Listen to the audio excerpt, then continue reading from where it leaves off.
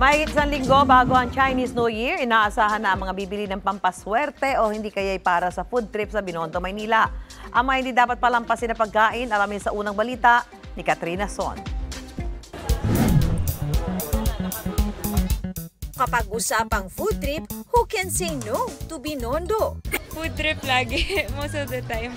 Dumayo po para mag-food trip.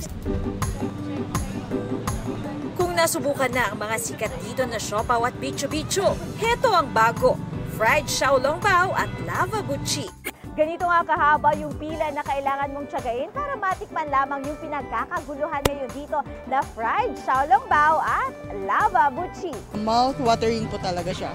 Worth it yung lasa. Amoy pa lang, talagang napakasarap na. Must try rin ang mga inihaw na pagkain. Pero make it gulay at rice cake.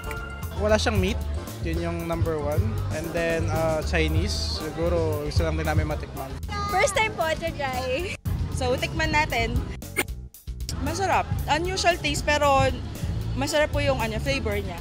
So, must try.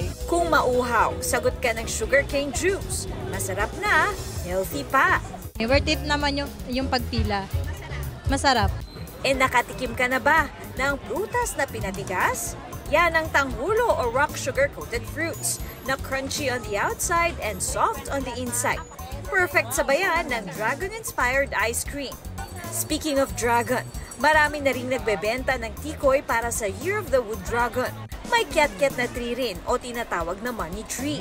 Inaasahang darami pa ang mga ibinebenta rito habang papalapit ang Chinese New Year. Itong unang balita. Katrina Son para sa GMA Integrated News. Mga kapuso, para una ka sa mga balita, mag-subscribe sa GMA Integrated News sa YouTube. Sa mga kapuso abroad, subaybayan niyo po kami sa GMA Pinoy TV at sa www.gmanews.tv.